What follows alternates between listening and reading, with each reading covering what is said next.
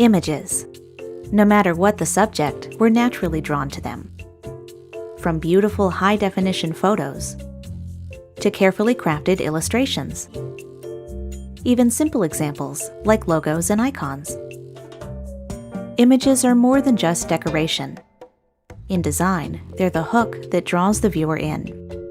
Compelling visuals can help you connect with the audience and make a strong impression before they've even read a single word. You don't have to be an artist to use images in your work. All it takes is a little creativity and a willingness to think outside the box. With the right resources, you can learn to set your designs apart. First, finding high-quality images for any type of project. Maybe you're handy with a camera or have some graphic design experience. That's great. If not, don't panic. There are countless sources online that offer images for exactly this purpose. The truth is, most people, including professionals, rely on free or low-cost images called stock.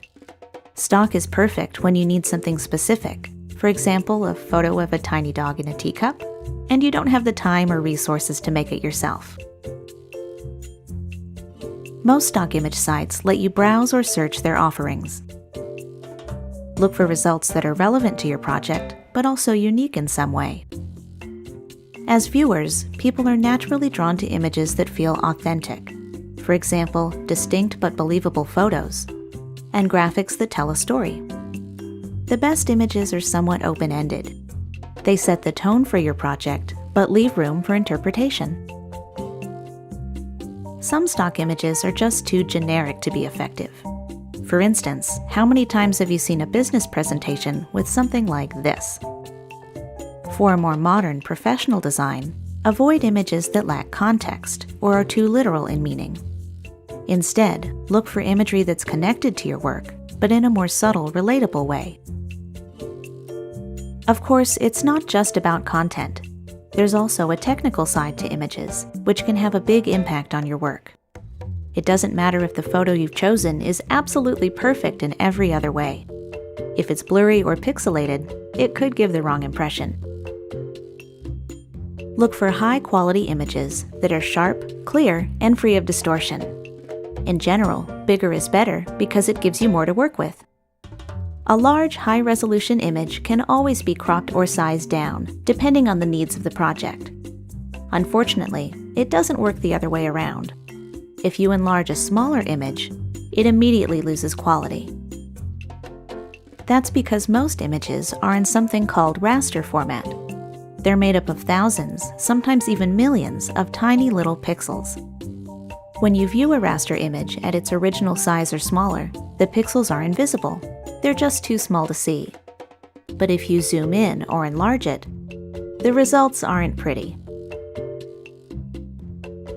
Vector graphics are quite different from raster. You can make them any size, big or small, without losing any quality. That's because they're made of something more complex than pixels. They're rendered using a special form of geometry. You're not likely to find vector graphics outside of professional design settings, but it's good to know what they are. Few stock images are perfect as is, even if they're technically high quality. Maybe the image is the wrong size, or the colors could use some work. Fortunately, even basic programs let you make simple adjustments nowadays. Look for these options the next time you need to fix or enhance an image. Cropping can be used to change the size, shape, or focus of an image, making it useful in many different situations. Try this feature if your graphic is the wrong dimensions, or if it includes something you'd rather cut out. Cosmetic adjustments let you enhance certain image qualities, like brightness, contrast, saturation, and color. If your favorite program offers filters or presets, you can change your image dramatically with very little time and effort. Resizing an image will ensure it's the perfect fit for your project.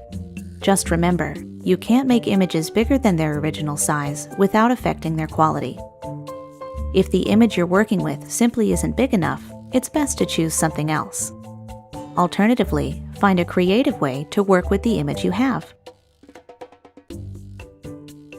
Adding photos, graphics, and other visuals to your work is a great way to make it more engaging. Even a simple background image can transform your design into something special.